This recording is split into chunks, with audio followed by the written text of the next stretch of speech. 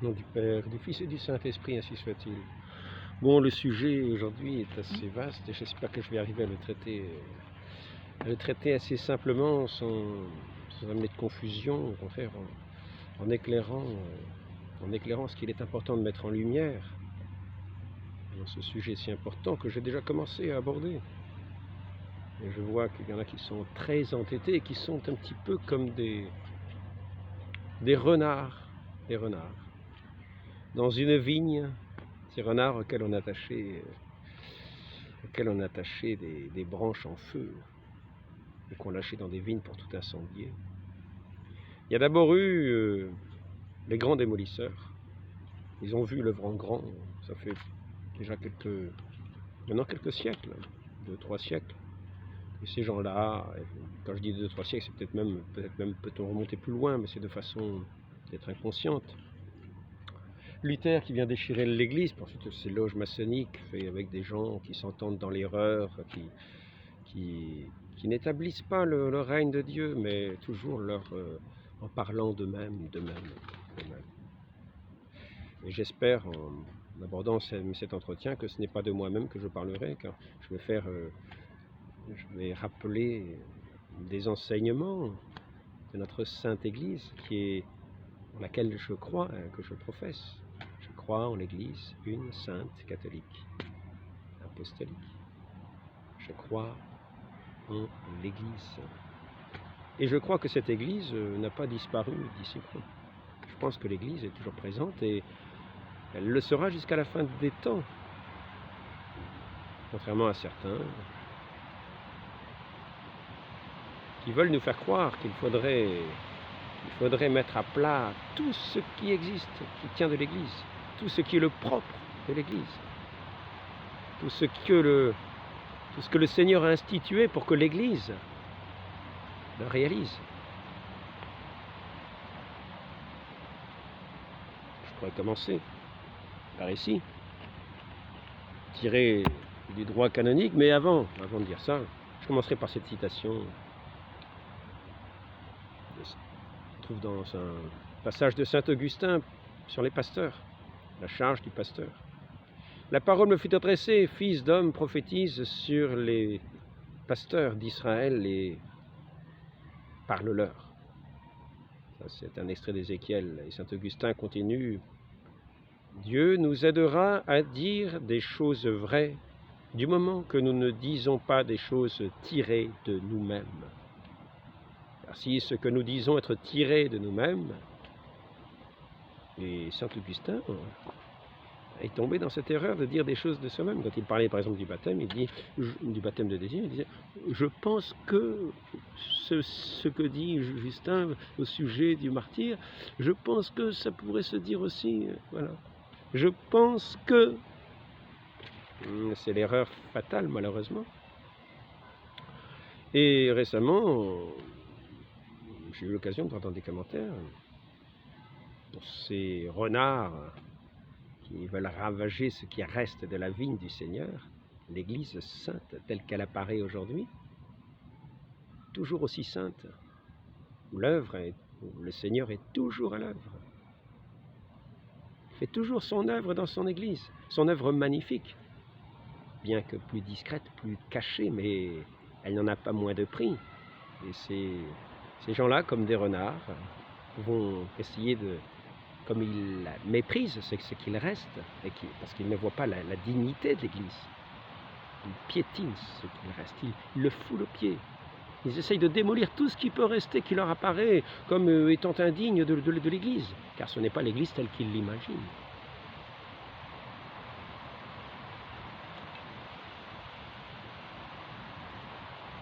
Ainsi,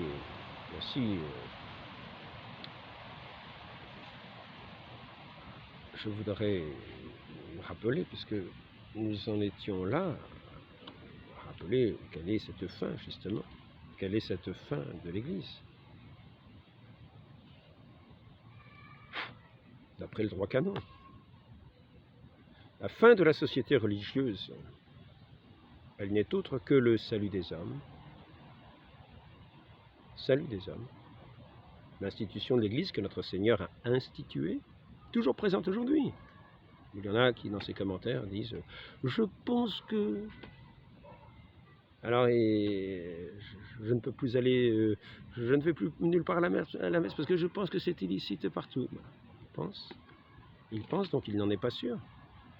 Donc nous sommes dans les obscurités. Et tout à l'heure, je dirai un mot sur ce sujet-là pour montrer l'importance que cela peut avoir. C'est, je pense, sans avoir de certitude. Car l'Église, justement, dans sa prudence, nous invite à agir dans ces circonstances. Il y a des règles qui nous ont été données par des papes pour agir dans ces situations. Non pas pour ravager ce qu'ils pensent n'être rien, mais dans les obscurités. Les obscurités, comment agir?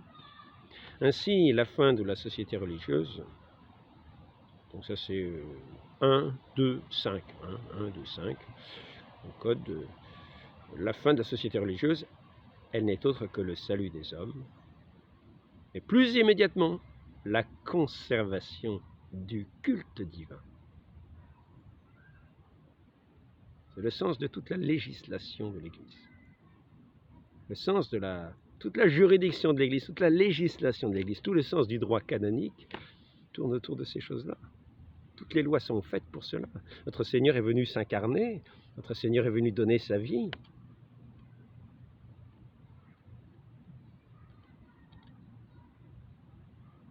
Pour instituer cette Église en vue du salut des hommes.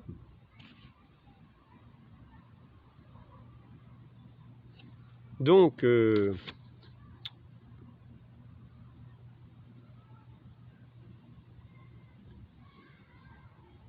l'ensemble des lois proposées, établies ou approuvées par l'autorité ecclésiastique suprême pour diriger les chrétiens vers la fin de la société religieuse, et nous venons de la voir, donc cette fin de la société religieuse, elle n'est autre que le salut des hommes, plus immédiatement la conservation du culte divin, de la pureté de la foi et de l'honnêteté des mœurs parmi les chrétiens en général. Donc, c'est donc là la loi qui est à la base de toute obligation humaine et de tout pouvoir humain.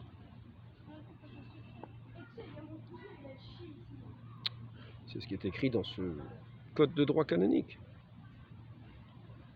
Le fondement du droit est objectif. L'homme n'a un pouvoir moral que parce qu'il doit tendre à une fin qui lui est assignée par la loi divine. C'est donc la loi qui est à la base de toute obligation humaine et de tout devoir humain. C'est une obligation. Quand il y a un pape qui reçoit ce pouvoir pour régir la société, cette société sainte, cette société qu'on appelle l'Église, il a cette responsabilité, il a aussi cette grâce d'agir. Mais la grâce d'agir, qui lui est propre, quand le pape n'est pas là, l'Esprit Saint travaille dans son Église, afin de réaliser, de perpétuer l'œuvre par d'autres voies. C'est ce qui s'appelle une juridiction de suppléance. Et nous verrons que l'Église est très large dans ce sens-là, dans cette suppléance. Nous pouvons avoir d'ailleurs des surprises en étudiant cela. Si je voulais vous parler de la suppléance, je pourrais aborder le thème maintenant. J'ai peur, j'ai quand même bien peur d'arriver à faire un entretien un petit peu confus si je m'éparpille un petit peu trop, mais néanmoins, je peux très bien aborder le sujet maintenant.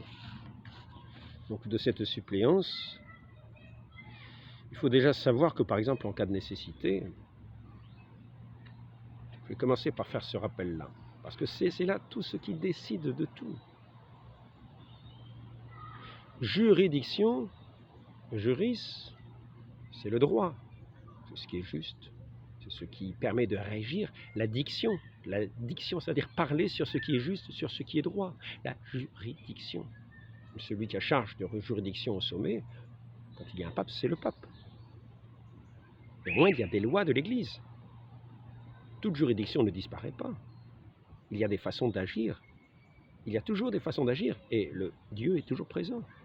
Je serai avec vous jusqu'à la fin du monde. Et l'Esprit Saint est toujours présent aussi. Dans ceux qui ont cette foi catholique, qui sont attachés au Saint-Siège, je ne vais pas m'égarer, parce que le Saint-Siège est malgré tout une personne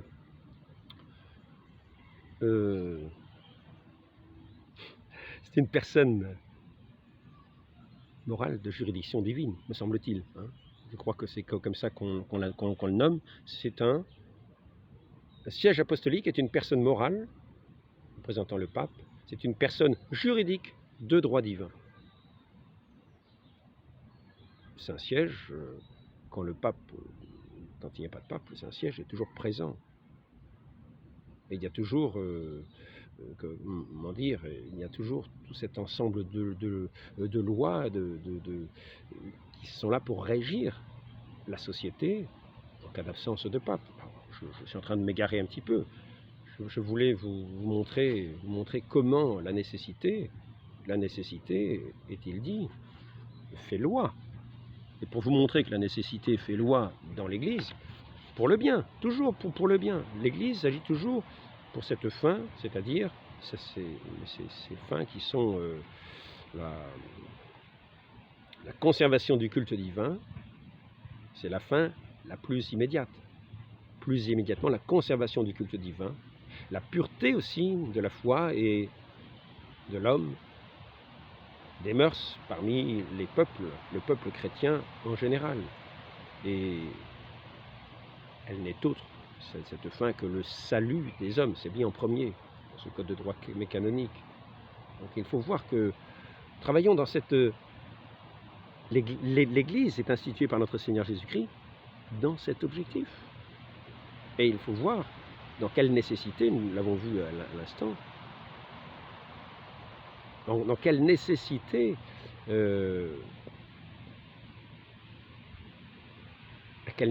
ces lois répondent, à ces lois du salut et de la gloire de Dieu. C'est une obligation. Et ces lois concernent tous les baptisés, même s'ils sont schismatiques, même s'ils sont hérétiques. Ces lois du droit canonique concernent tous les baptisés. Ils sont sous cette juridiction de l'Église. Donc, dire qu'il n'y a plus de juridiction, aujourd'hui, dire qu'il n'y a plus de juridiction, c'est dire qu'il n'y a plus d'Église. Il faut savoir que la juridiction est remise par le Christ à l'Église.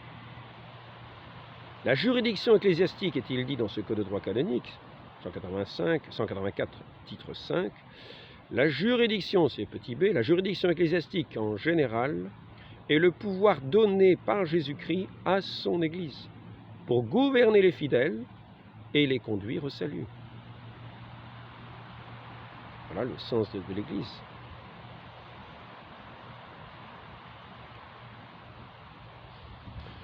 Donc, je vais essayer d'avancer un petit peu. Donc, nous voyons ici, je vous disais, nécessité fait loi.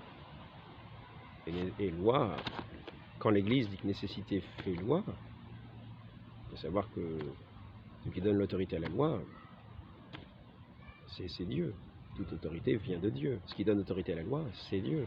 Donc, quand on dit que nécessité fait loi, c'est une règle divine. C'est une règle divine.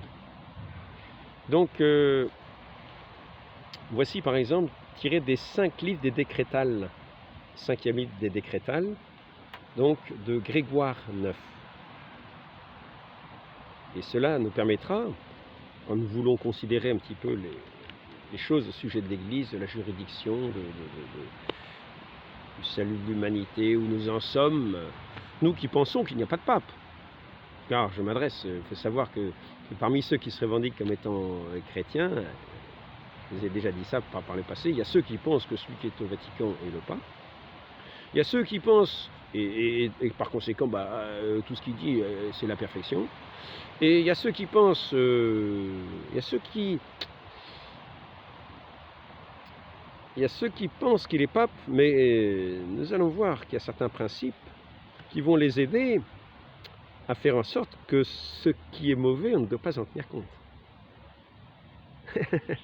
C'est un petit peu le principe de Monseigneur Lefebvre. Je vais voir si c'est dans cette décrétale-là ou dans la suivante. Ce qui a été fait illicitement n'entraîne pas d'obligation. Vous voyez, c'est un principe. Un principe. Grégoire IX a donc écrit ces décrétales. Simplement, je vous rappelle ça. Et donc, ça pourrait justifier d'une certaine manière la fraternité Saint-Pédis dans ses manières d'agir. C'est-à-dire qu'on dit que ceux qui agissent qui agissent de façon illicite ou qui agissent de façon, comment dire, de façon mauvaise. Je vais vous lire les décrétales et vous allez avoir un petit éclairage sur ce fait. Donc, je vais vous en citer ici 11. Règles de Grégoire IX, 5e décrétale, c'est cité dans le Code de droit canonique. Toute chose, alors, il est quand même dit ici, les règles ne constituent pas un nouveau droit, mais le droit crée la règle. C'est parce qu'il y a le droit. Mais c'est parce qu'il y a aussi ce droit qu'on appelle, il faut faire des distinctions entre ce qui est droit et droit. Hein. Je vais reprendre une autre, on va peut-être faire les distinctions maintenant. On va peut-être faire les distinctions.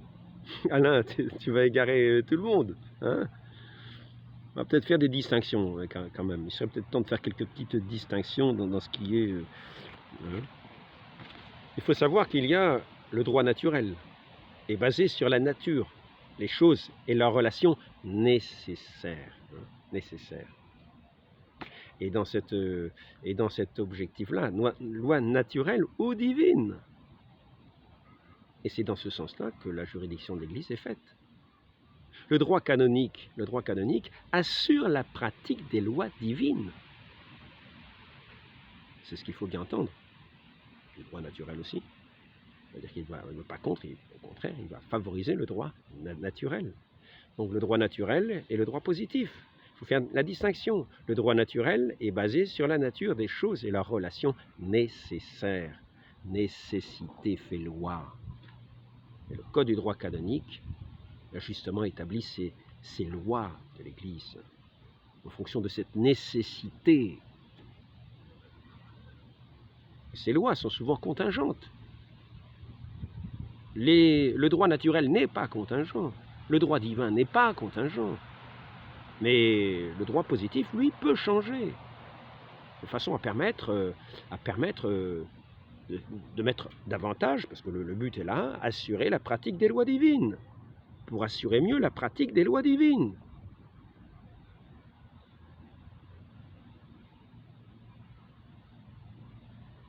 Alors maintenant, un petit rappel en mémoire. Hein. Je vous l'ai dit à l'instant.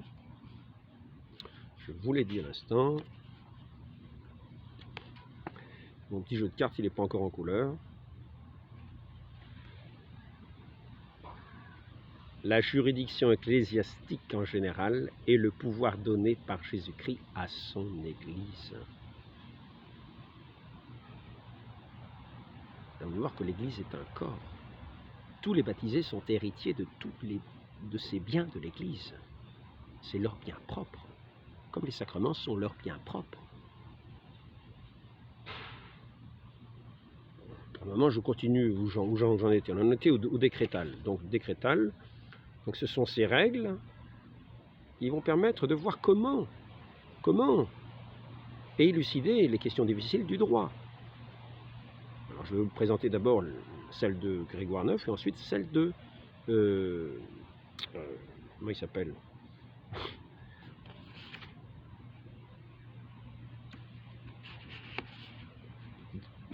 8. Comment il s'appelle? Oui, qu'est-ce que j'en ai fait? C'est pas vrai ça. Voilà, il serait temps que tu retrouves. Hein. Toute chose est détruite par les causes qui la font naître. Deuxièmement, règle 2, on doit interpréter les choses douteuses de la manière la plus favorable. C'est-à-dire que quand des gens ont des doutes et disent « je pense que ceci, je pense que cela », qu'on n'a pas la certitude de ce que l'on avance, ne faisons pas comme ces renards qui vont ravager ce qui reste de la vigne du Seigneur, qui vont insulter les ministres, qui vont dicter leur conduite à tout le monde tels des tyrans obtus. On doit interpréter les choses douteuses de la manière la plus favorable, parce que l'Église est là pour le salut des hommes. Elle n'est pas là pour condamner les choses douteuses de la manière la plus favorable. Pour éviter le scandale, il ne faut pas omettre la vérité. Il faut rester toujours, quand on veut défendre un bien, il ne s'agit pas de mentir pour défendre ce bien. Il s'agit de respecter la vérité, parce que la vérité, c'est la voie du salut. La vérité est nécessaire. Notre Seigneur, qui est notre salut, est la vérité. La nécessité rend licite ce qui est illicite. Combien parmi vous, parmi ces nouveaux écoliers, de ces renards qui viennent incendier la vigne de notre Dieu, la vigne de l'Église, viennent disperser, troubler les fidèles, en disant « il n'y a plus de juridiction, il n'y a plus d'église, l'église s'est envolée, il n'y a plus rien ». Sachez que s'il n'y a plus de juridiction, il n'y a plus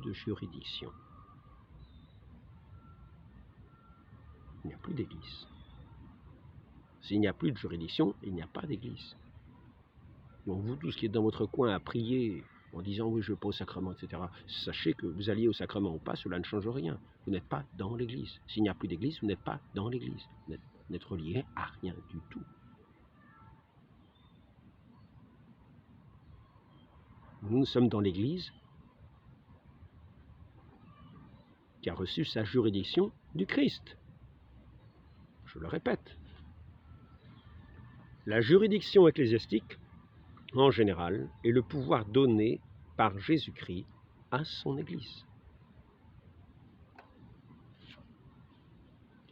Donc, nous en étions, la nécessité rend licite ce qui est illicite. Combien parmi ceux qui veulent ravager, s'attaquer aux derniers prêtres en leur disant « vous n'avez aucun droit de faire ça, non, c'est illicite, et vous n'avez pas le droit d'aller à la messe, c'est illicite, il n'y a plus de pape, il ne faut plus rien faire, c'est illicite, vous n'avez pas le droit ». Bon, il vient de savoir que la nécessité rend licite ce qui est illicite. Et il faut savoir que nous avons vu dans un entretien récent, c'est ce qui est dit dans ce catéchisme, au sujet de la confession, il faudra enseigner tout d'abord que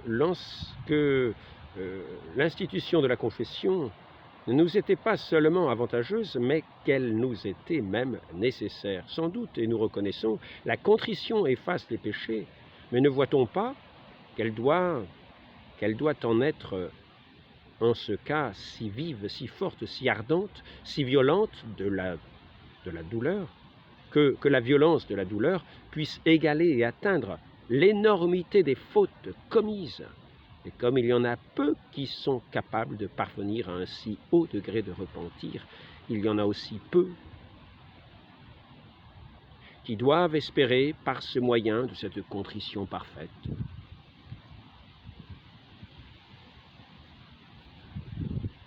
la rémission, obtenir la rémission de leurs péchés. Il était donc nécessaire que notre Seigneur Jésus-Christ, dans son infinie clémence, pourvu au salut de tous par une voie plus facile, en donnant à son Église les clés du royaume des cieux. Et cela c'est le catéchisme de Trente, revêtu de l'autorité du Concile de Trente, chapitre 23, paragraphe 2. Donc il y a nécessité des sacrements. Quant à la communion, c'est un commandement du Christ, qui est d'ailleurs inscrit dans le code de droit canonique, qui est d'ailleurs inscrit dans les commandements de l'Église. Pour aller au moins une fois, aller communier, faire ses Pâques.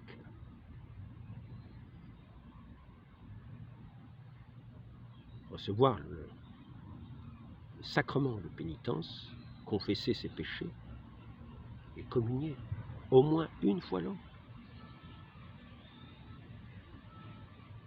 Parce que ce principe de la communion nous a été donné par notre Seigneur Jésus-Christ. Et il n'a pas institué les choses à la légère. Il n'a pas fait une église à la légère. Il faut savoir que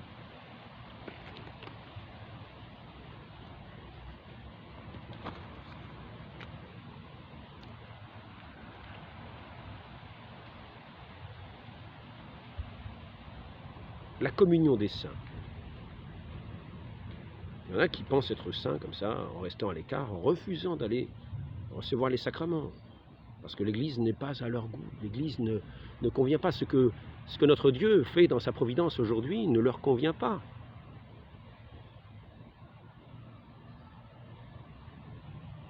Ils veulent rendre illicite ce qui est de nécessité, alors que nécessité fait loi, que l'Église le dit, le professe, que l'Église nous dit que l'Église rend licite ce que la nécessité rend licite ce qui est illicite. La nécessité, il ne s'agit pas bien sûr du péché qui n'est jamais licite. Et dans ce qui est des lois de la communion, il n'y a pas de péché. Justement, ce qui est rendu illicite en temps normal, ce qui est illicite en temps normal, dans certaines conditions nécessaires, où la nécessité est présente, ce qui couramment est illicite devient licite, par nécessité.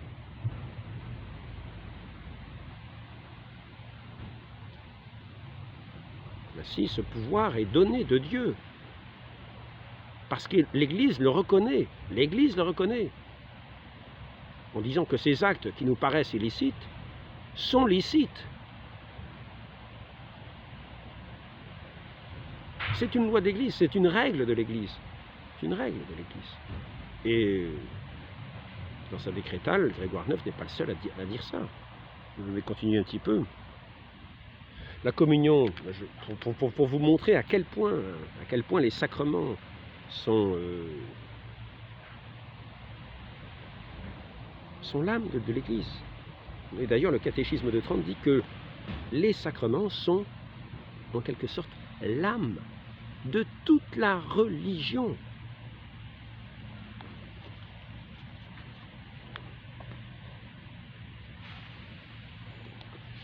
Ne tardez pas à vous convertir au Seigneur, ne différez pas de jour en jour. Il faut leur apprendre que la conversion complète ne se trouve que dans la régénération baptismale.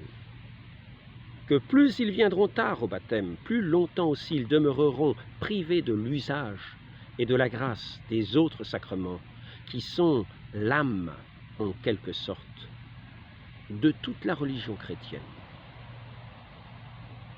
C'est pas licite, nous sommes de l'Église, mais nous refusons les sacrements. Les sacrements sont en quelque sorte l'âme de toute la religion chrétienne. Et nous voyons qu'ils ont été institués par nécessité.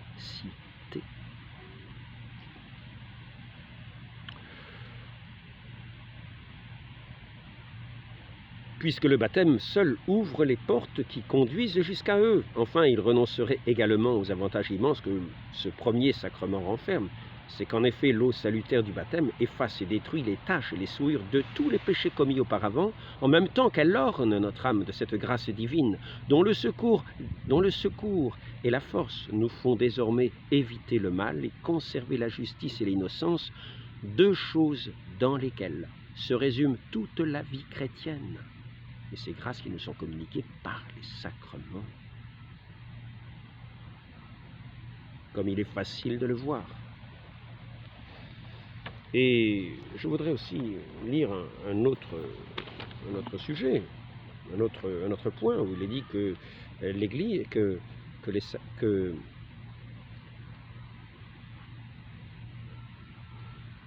la communion des saints réside dans l'union des sacrements. Saint Jean l'évangéliste, écrivant aux fidèles sur les mystères de la foi, leur donne la raison pour laquelle il les instruit de ces vérités. C'est afin leur dit-il, que vous entriez en société avec nous et que notre société soit avec le Père et avec Jésus-Christ son Fils. Or, cette société est la communion des saints dont il est question dans cet article. C'est le catéchisme qui dit cela. Chapitre 10, paragraphe 10. Une doctrine féconde en guise un guide et un maître dans l'usage que nous devons faire des vérités contenues dans le symbole, de nous avoir rendus dignes par la lumière de la foi du sort et de l'héritage des saints. L'héritage des saints. L'héritage appartient aux saints. L'héritage appartient à ceux qui sont baptisés. Ça leur appartient. C'est le bien propre de tous les baptisés. C'est la communion des saints. C'est leur bien propre qui est régi, normalement, quand il y a un pape, par le pape, de façon à ce que, à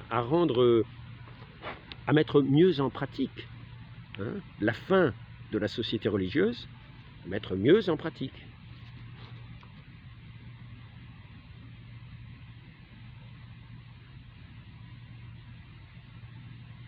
Pour gouverner les fidèles et les conduire au salut, pas pour faire l'inverse, pas pour faire l'inverse. Il y a nécessité, c'est la loi. C'est ainsi que l'Église a été instituée pour le salut des hommes. Par le mérite du sang précieux de notre Seigneur Jésus-Christ.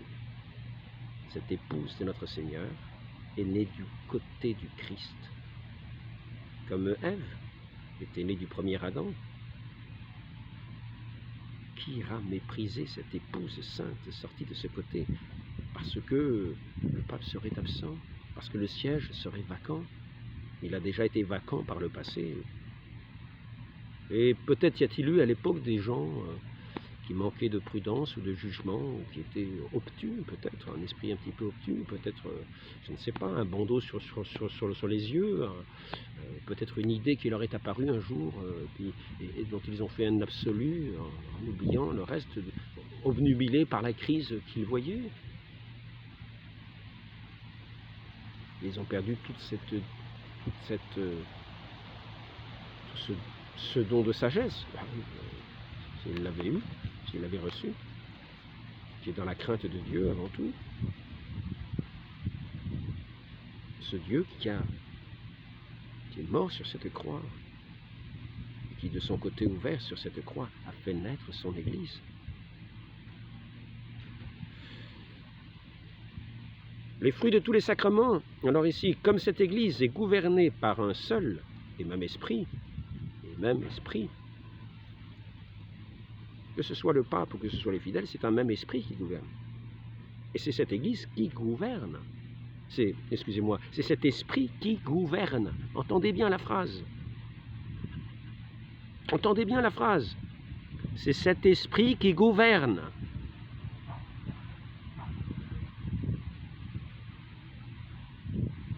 Je lis le catéchisme.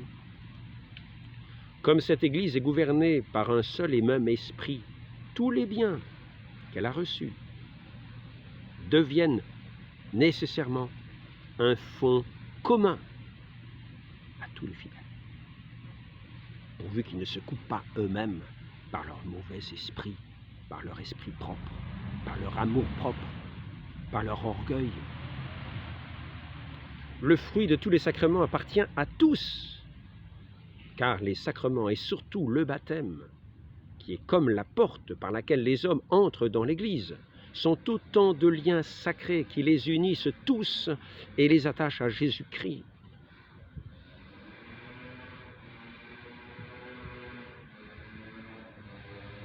Il faut savoir que la grâce passe par ces sacrements.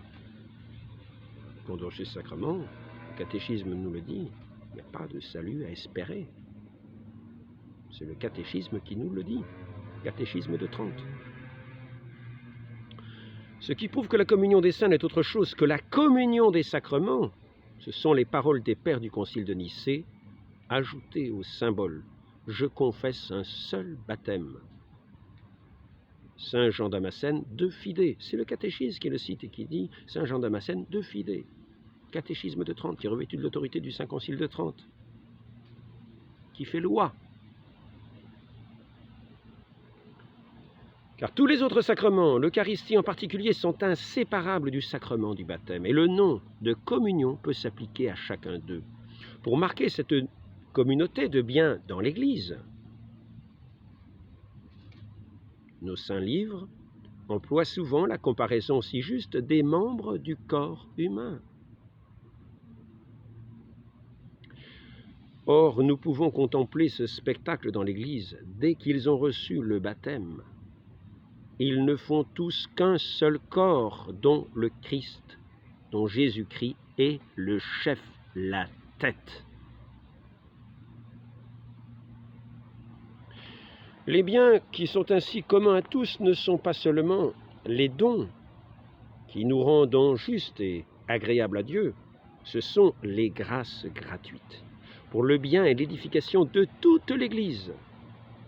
Si celui qui possède voit son frère dans le besoin sans le secourir, c'est une preuve manifeste qu'il n'a pas en lui la charité.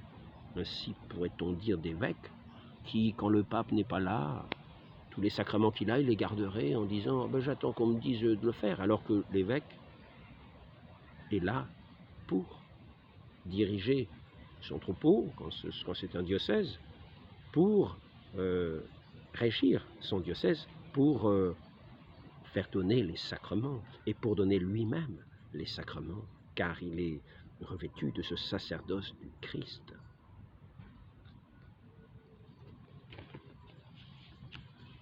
Ainsi, il serait semblable à un riche qui garderait ses richesses en voyant quelqu'un mourir de faim et en disant non, on m'a pas dit de faire, non.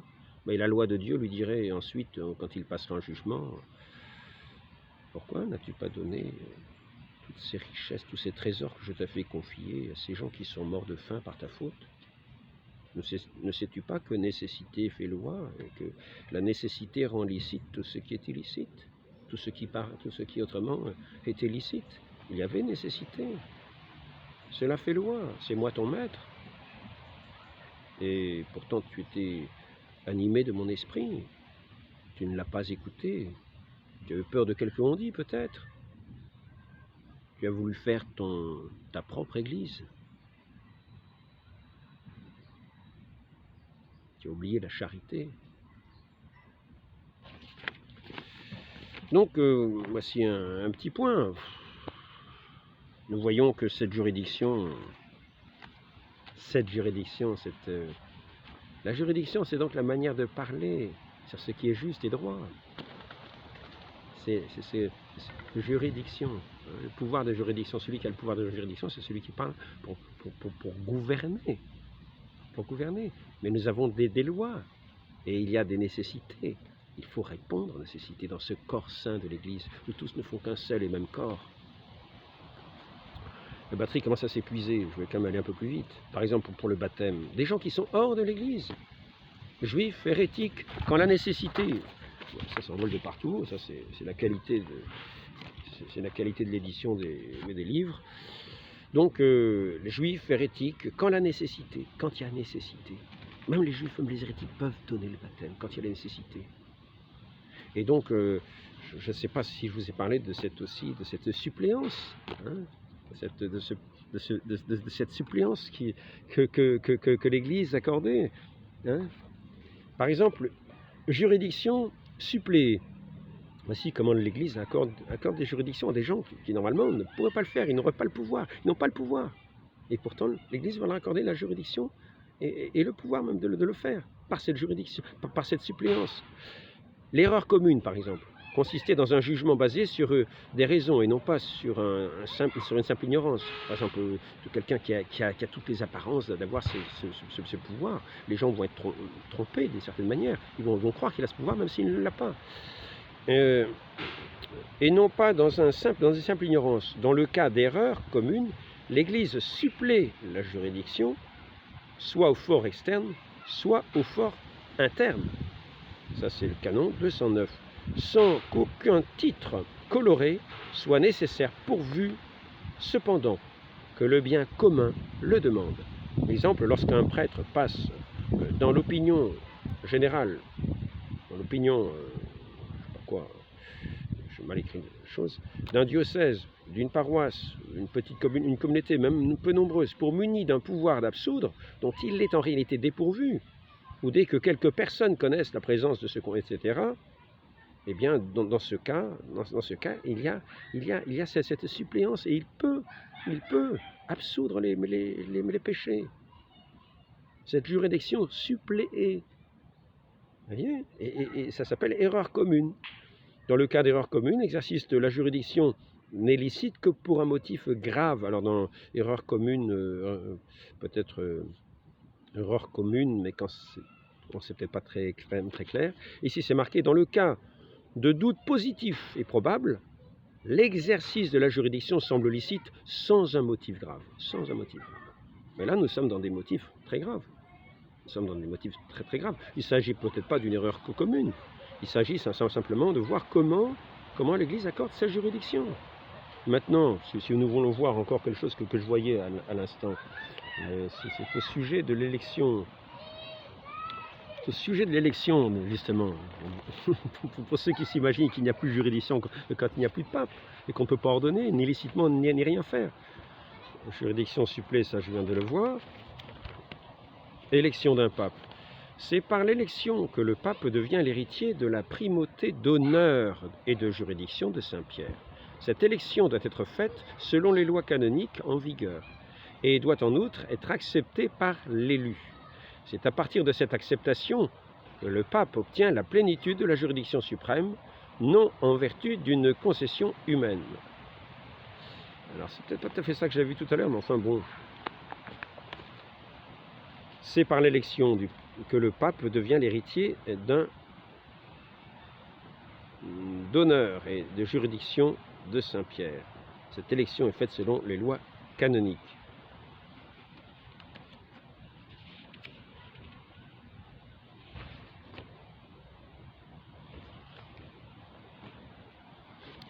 Voici, c'est ça que je voulais voir.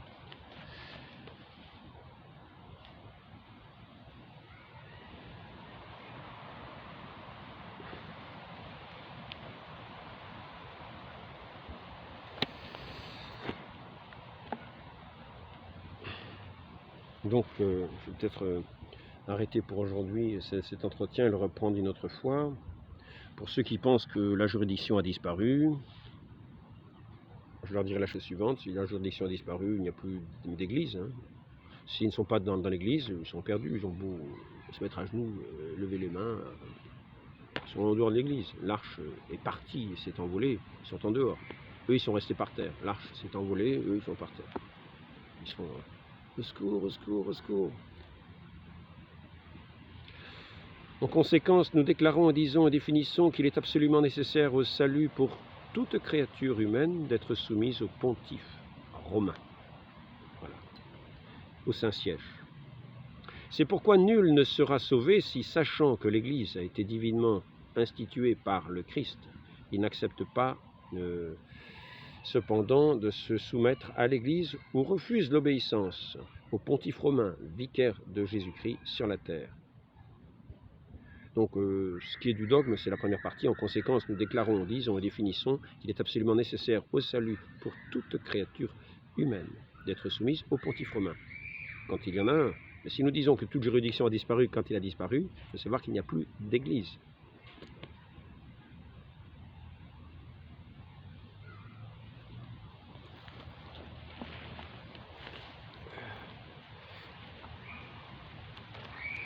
Alors maintenant, je continue quand même un petit peu les décrétales avant de terminer. Je vais au moins faire celle de Grégoire IX, et puis la prochaine fois je ferai celle de Grégoire IX. Où est-ce qu'il est? Il est ici. On avait commencé.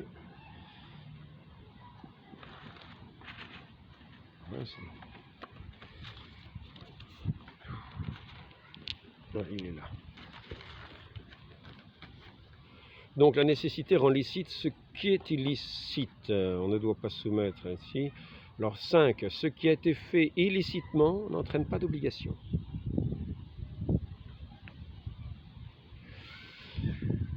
Est réputé sacrilège. Et là je m'adresse aux ravageurs de la vigne, en particulier, est réputé sacrilège quiconque porte atteinte à une chose ou à une personne ecclésiastique. Alors en plus, il y en a qui non seulement portent atteinte moralement, en disant des choses qui sont fausses, ils ne connaissent même pas le droit, ils ne connaissent pas ces suppléances, ils ne savent pas qu'il y a des nécessités qui font loi, ils ne savent pas que la juridiction, comment dire, a été remise à l'Église, hein, la juridiction ecclésiastique en général, et ils ne savent pas, mais surtout qu'il y a le droit divin, le droit naturel, qui font loi, que les lois sont établies pour eux, que tout ce que nous faisons ici, en obéissance au Saint-Père, qui est éclairé du Saint-Esprit, est pour l'accomplissement de ce droit divin de ce droit naturel.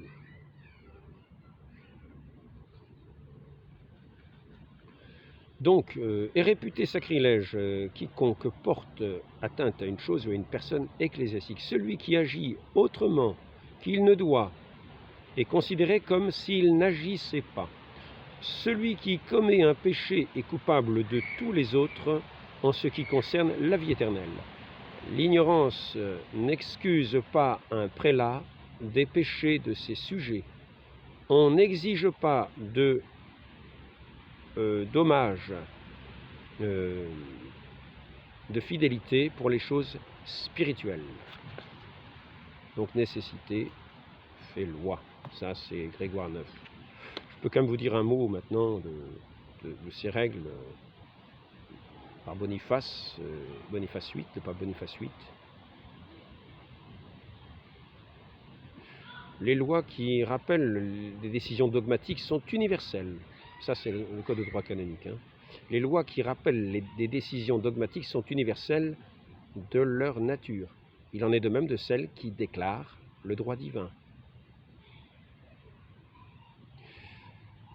Alors ici, comme exemple de nécessité, par exemple, quelqu'un, même un prêtre hérétique, peut donner le sacrement, l'absolution, le pardon à quelqu'un qui est mourant, comme exemple de nécessité. Dans le cas, alors ici, je prendrai les règles de Boniface, personne ne peut être obligé à l'impossible. L'ignorance de fait excuse, mais non celle du droit. Il convient de restreindre ce qui est odieux et d'étendre ce qui est favorable.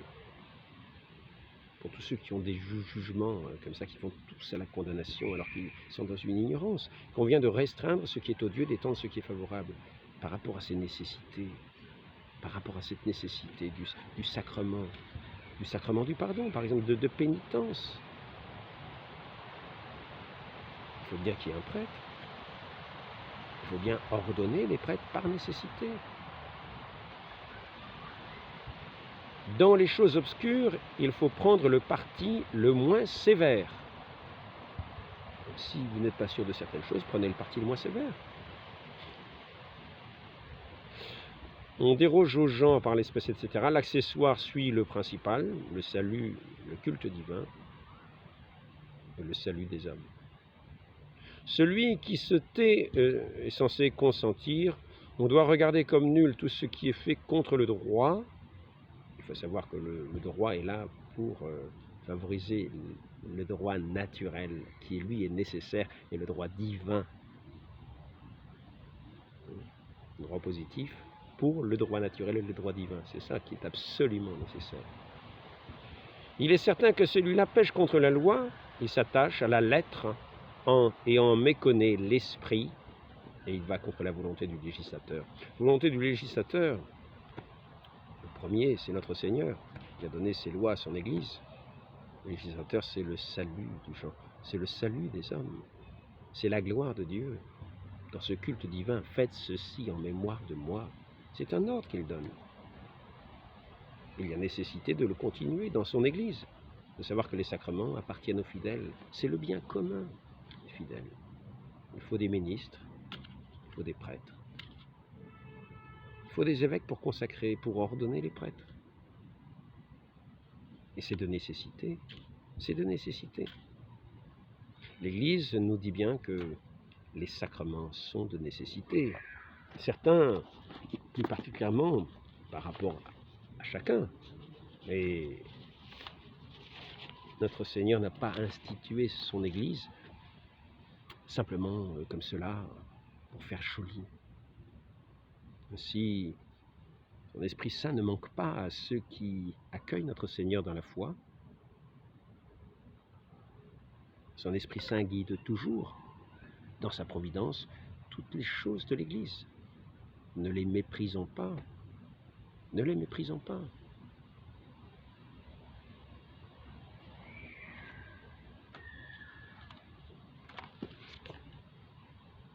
Ce serait sacrilège. Alors, je vais arrêter cet entretien-là. Je reprendrai, je pense, une deuxième fois dans une deuxième partie. Veuillez m'excuser. J'aurais bien aimé aborder tout, mais demandons à la très sainte Vierge Marie, mère de l'Église, à qui le Christ nous a confié pour être ses enfants, de ne pas mépriser ces dons de Dieu qu'il nous a fait pour notre salut et pour la plus grande gloire de Dieu. Et sachant que c'est de nécessité, c'est par nécessité qu'il nous les a donnés. Il est venu donner sa vie pour notre salut, pour continuer cette œuvre de salut. Il nous a donné ces sacrements par lesquels il nous communique les grâces nécessaires pour vivre ici-bas. Ne les rejetons pas, ces grâces. Ce serait aller contre le Saint-Esprit. La loi et les prophètes se réalisent dans les 2 commandements. Aimer Dieu par-dessus tout, lui rendre ce culte divin qui est offert par notre Seigneur. Aimer son prochain comme soi-même. Au nom du Père et du Fils et du Saint-Esprit, ainsi soit-il.